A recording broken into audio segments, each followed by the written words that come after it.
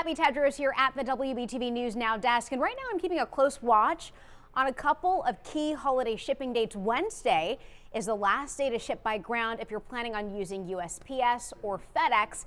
Joining me now to talk about a couple of different ways to avoid any headaches this holiday shipping season, Debbie Starnes with Dilworth Packing Company. Debbie, you've been doing this for nearly 13 years with Dilworth Packing, so let me ask you this. What are some of the most common mistakes you see customers make this time of year? The most common mistakes is that people will bring things in that they're trying to ship them in boxes that are too big. And if you ship something that's too big and it rattles around, it's going to end up breaking. People sometimes want to use brown paper to put items in. And the carriers really don't like for you to use brown paper wrap on boxes because they will rip as they go down the belt line. But basically, it's just getting everything in and making sure that you get it here on time to us. Debbie, you were also mentioning to me that there are specific types of tape you should use. So clear packing tape is what those carrier companies prefer. Also talking to me about insurance being something that you should consider depending on the contents of the items that you're sending out. They should always use a packing tape that looks like this. Packing tape that it's clear packing tape. They can pick up at Home Depot, Office Depot, the grocery store, and it comes in either clear or tan. And this is very durable and it keeps from doesn't break. We have some people that will come in and bring packages with a masking tape. It's a paper tape, or they'll use painter's tape. And what happens is that tape will break over time, and you could lose your packages. Debbie, if you're sending 10 items to the same location, are you better off shipping in a flat rate box, packing all of those items in that flat rate box, or are they better off shipping separately? The flat rate boxes are fine, but they're limited by size. The most that you probably can get in the Postal Service flat rate box is 1611.5, and you can only get just a few items in there.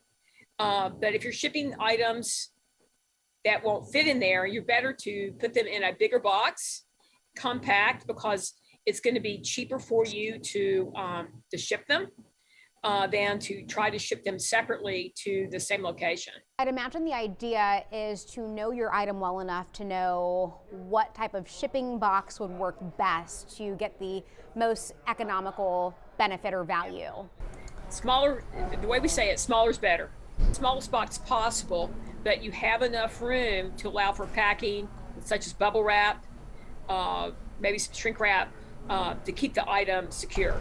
You work with all major carriers. In your experience, which company has the best deals for shipping? Hey, you're gonna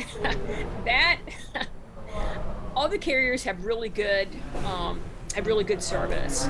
Postal Service has been a little slow, but I think they're getting a little bit better. UPS and FedEx are both great.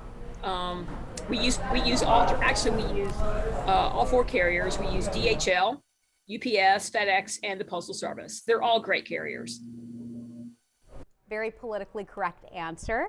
Have you noticed a difference in those rates? The rates typically go up during the high volume season, and the rates started going up. They go up for 8 weeks, from October the 17th until December the 25th. So if you know that you're going to be shipping gifts, you should have shipped them a long time ago, well before October, because all three carriers have a peak surcharge on items for the velocity during this time. Debbie, I know you have to get going, but before you do, last question for you. What else do our friends at home need to know before they ship out? Just be patient. And everybody's really busy right now, but just be patient if you're coming into a store like ours, because we do have people kind of lined up out to the door right now. But be patient. Make sure you have all your addresses, you have all your phone numbers. If you want to insure an item, because there is a lot of theft right now. If you have a big box that you're shipping, just ask to have it signed for. It's a few dollars more, but you'll get to get there safely. Debbie, thank you, and best of luck to you during this busy shipping season. Thank you so much.